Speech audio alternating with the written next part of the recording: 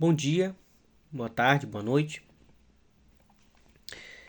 Continuando com o projeto Resumindo os Capítulos da Bíblia, nós da última vez falamos sobre o capítulo 5 de Hebreus. Hoje a gente vai falar sobre o capítulo 6 da Carta dos Hebreus. Lembrando que a Carta dos Hebreus, ele não tem um autor definido. E é uma carta dirigida a uma congregação de hebreus convertidos que estavam sendo seduzidos por falsos irmãos que estavam contaminando essa congregação e estavam arrastando pessoas para as tradições do Talmud, para as tradições da Antiga Aliança e para a prática da Antiga Aliança, junto com a sua moralidade fraca, junto com as suas festas, circuncisão e todo o contorno que implica essa Antiga Aliança. Essa carta foi escrita com o intuito de selar a boca, de emudecer, de calar essas pessoas e de alertar, aos irmãos, animando-os a permanecer na fé e no amor e na esperança em Cristo. Este capítulo possui 4 seções com os seguintes temas. Primeiro, exortação a prosseguir na fé, dos versos 1 ao 3. Segundo tema, os perigos espirituais, dos versos 4 ao 8. Terceiro tema, há coisas superiores que apenas pertencem à salvação em Cristo, versos 9 ao 12. E o último tema abordado nesse capítulo é a imutabilidade de Deus faz as suas promessas serem iguais. Finalizando os versículos do 12 em diante. Do 13 em diante. Joia? O primeiro tema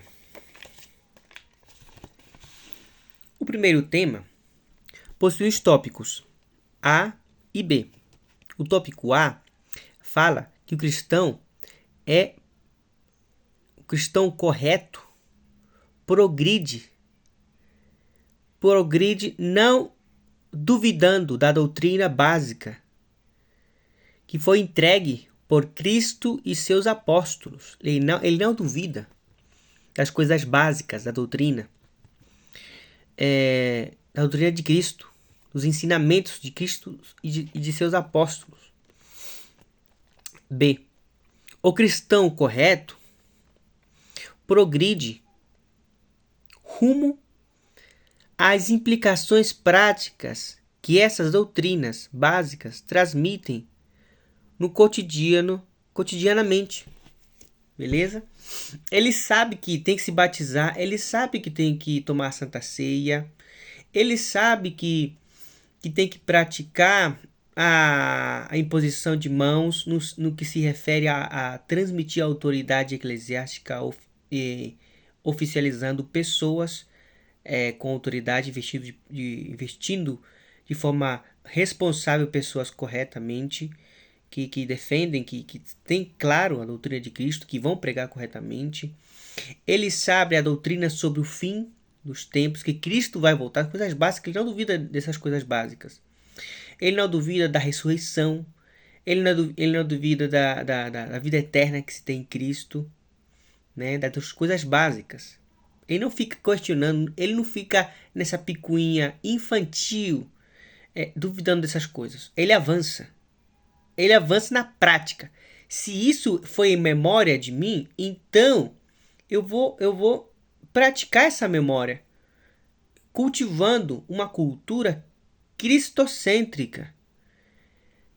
Por exemplo, eu vou orar, seja em público ou não, ao meu Deus, Jesus Cristo, reconhecendo a sua presença em mim, fazendo uma oração pelos alimentos, fazendo uma oração ao iniciar uma viagem, fazendo uma oração ao dormir, fazendo uma oração, fazendo momentos de culto doméstico.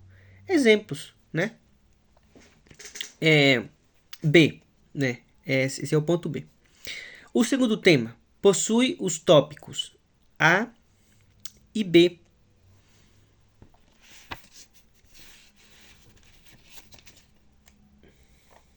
A e B. Esse segundo tema ele é mais complexo para a mente de muitas pessoas que se limitam, que querem limitar a Deus, o poder de Deus e o poder das suas promessas salvíficas, né? Visto que o tópico A aborda a exortação hipotética generalizada de que se alguém passa por uma experiência religiosa, vive experiências de sinais e milagres, isso não comprova que essa pessoa é salva. Há muitas pessoas ali, em certas congregações, passam sim por experiências miraculosas, que não tem uma explicação lógica, mas que aconteceram. Mas quando você nota a vida dessas pessoas, você vê que elas nunca nasceram de novo, apenas passaram por experiências poderosas religiosas, né? Mas a sua vida não mudou, não renderam frutos de arrependimento, né? Então, essa exortação dessa segunda parte, né, fala sobre uma exortação hipotética, né? Visto que, o ponto B, visto que como Judas andou com Cristo, fez milagres no nome dele, mas nunca nasceu do Espírito. Lembrem, não se alegrem porque podem realizar milagres, sinais e prodígios em meu nome. Antes, por terem seus nomes escritos no livro da vida. Não é por experiência religiosa que se baseia a nossa salvação, mas sim pela mudança que a natureza de Cristo em nós produz. Vejam, esse mesmo trecho fala que o próprio texto pressupõe a mesma ideia do poder da natureza que há nos eleitos, vinda do próprio Deus. E essa natureza rende bons frutos, lhe rende bons frutos a Deus, né?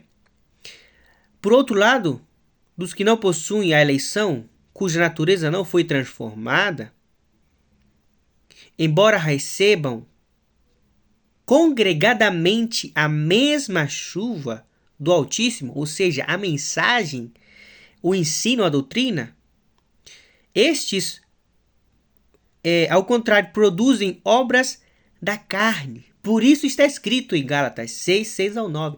Não se deixem enganar. Tudo que o homem semeia, isso ele vai colher.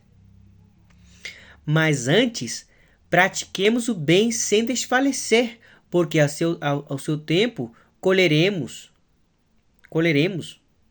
coisas boas de Deus. Não desfaleçamos em fazer o bem, principalmente aos da família da fé. O tópico 3 possui o tópico. O tema 3 possui os tópicos A e B.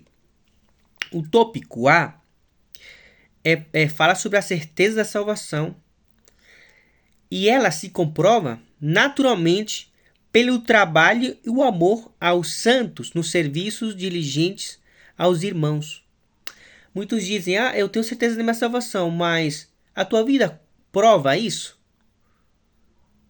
A tua vida prova isso? Como você está servindo aos santos, aos pequeninos de Deus, aos missionários? Como você está servindo ao seu pastor? Como você está servindo, falando não de forma com um mau exemplo, como aí de forma errada tem se ensinado, mas como biblicamente é ensinado. Você tem mostrado diligência aos pequeninos, a obra missionária, a pregação e a obra que implica a caridade? Você tem demonstrado isso? Porque é pela demonstração natural disso que a gente tem a certeza da salvação. Segundo Hebreus, né? Tá falando.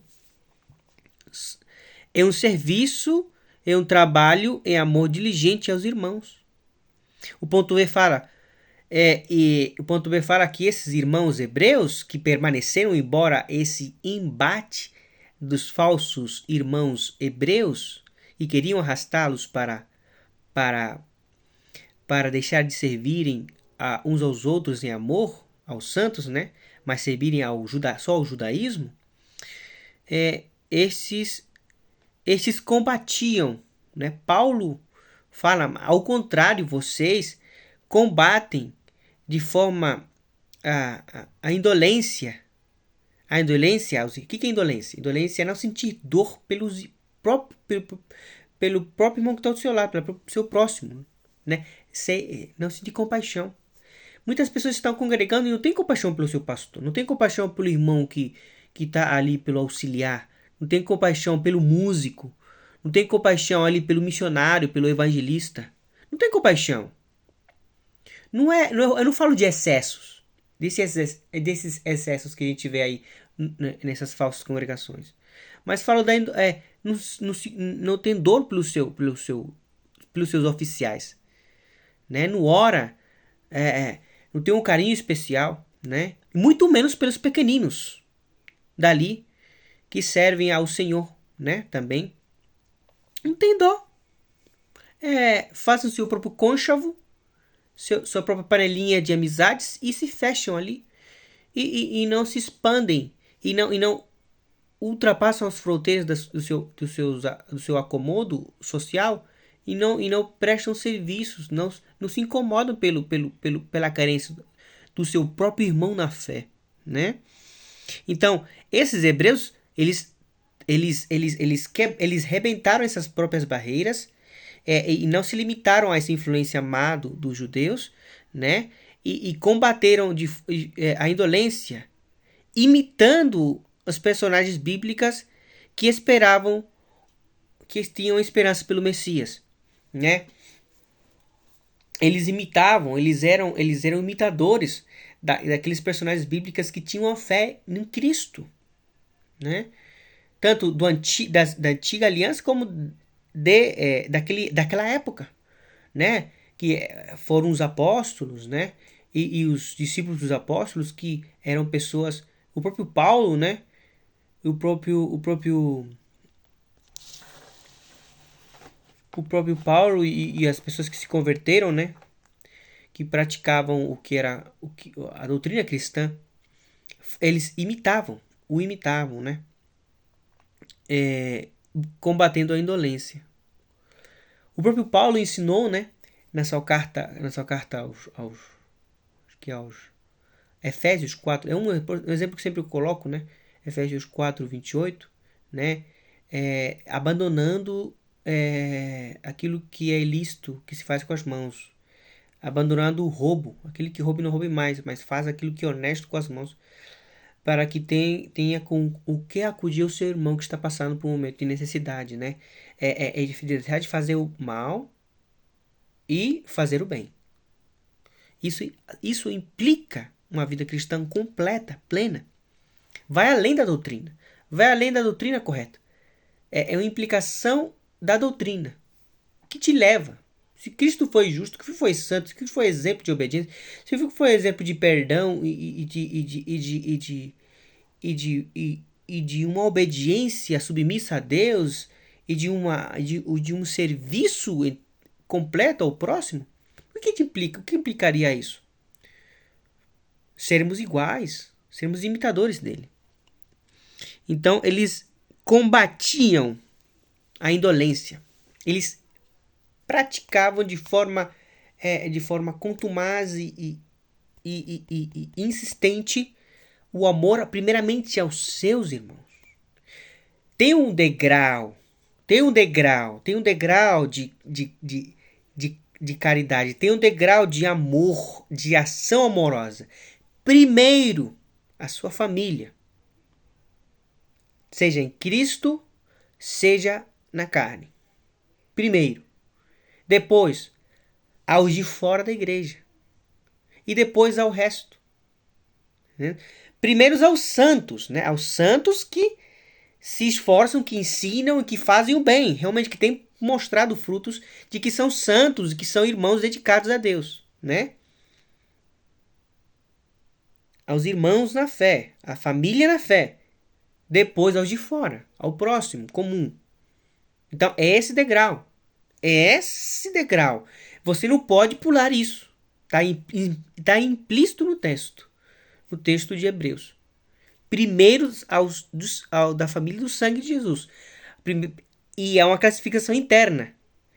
Primeiro aos santos, mas aos que servem a Deus. Aos que estão se esforçando no Senhor. Aí é um contexto missionário. Pessoas que iam de aldeia em aldeia, por todo o Império Romano, anunciando a Cristo. E eles tinham múltiplo apoio entre os irmãos. A esses que está se referindo o texto, a esses pequeninos, que pregavam o evangelho sem uma meta lucrativa, porque já desde aquele tempo já tinha esses falsos irmãos, né? A esses realmente é que tem que render o serviço de forma trabalho em amor diligente. Depois aos santos comum e depois aos de fora. É essa sequência que tem que se dar. Você não pode honrar primeiramente a um pastor que você teve em outro lugar, se você não honrar o pastor que está te alimentando, né? Seja por uma oferta especial, ou seja por um tipo de implicação de ajuda eclesiasticamente já imposta, né? Que é dirigida a esse pastor, né? Mas você não pode deixar de honrar. Seja membro ou não, mas se você está congregando naquela igreja e você está sentando naquele banco, e você está sentando naquela igreja, está na comunhão dali, você tem que contribuir com o líder e com a congregação para que aquela obra se mantenha. Porque você é corpo de Cristo. E isso implica no mundo real que você faça e você tenha, né, essa diligência amorosa no trabalho de cooperar, né? De forma diligente. Muitos dizem, Senhor, eu te amo, mas não mostram isso com as ações na vida diária, né? O quarto e último tema fala sobre Israel, né? Israel em Abraão, ou os hebreus em Isaac, Jacó e Abraão, são exemplo vivo da imutabilidade de Deus ao lhes prometer o Messias, que abençoaria todas as nações, e as implicações de tudo que vem em conjunto disso, né? Tem uma implicação, né? Os hebreus até agora estão existindo, não serão apagados do mapa, né? Porque Deus assim quis na sua imutabilidade promessa que lhes fez a Abraão. Ele jurou por si mesmo: eu vou te abençoar, eu vou fazer com que você permaneça existindo. Apesar de que você seja um homem já idoso, sua mulher seja idosa, eu vou lhe dar descendência. Não é por causa de Agar, não, mas vai ser por Sara. Eu vou te dar. E Deus cumpriu. E através dessa genealogia, através dessa descendência, veio o Messias deles. Apesar de que eles não o reconhecem ainda. Mas no futuro o reconhecerão e serão redimidos. Mas os que agora o reconhecem se tornam filhos de Deus. Então, o povo de Israel é uma promessa viva de que existe um Deus no céu e que o Messias veio e ele voltará a redimir o seu povo e trazer para si os que são seus. Ele jurou por si mesmo, Deus, e o cumpriu em Cristo, com a garantia de salvação, como uma âncora de nossa alma. Ele foi o precursor que penetrou até a sala do trono, propiciando, né, para que tenhamos comunhão e reconciliação eterna com Deus, podemos ter confiança de nossa salvação pelas obras, pelos méritos de Cristo. Glória a Deus, Ele é a âncora de nossa alma. Ainda que a figueira não floresça, ainda que não haja frutos na vide, a minha alegria, a minha salvação vem do Senhor, Criador dos céus e a terra. Ele é a minha alegria. A Ele pertence o meu temor e a Ele pertence a minha salvação. Glória a Deus. Tenha confiança em Deus. Deus é bom em todo tempo. Jesus, mas Deus prova o seu amor e que Jesus morreu por nós ainda sendo pecadores. Glória a Deus. Essa confiança esteja em nossos corações.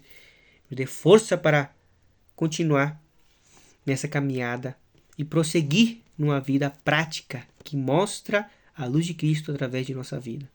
Em nome de Jesus. Amém.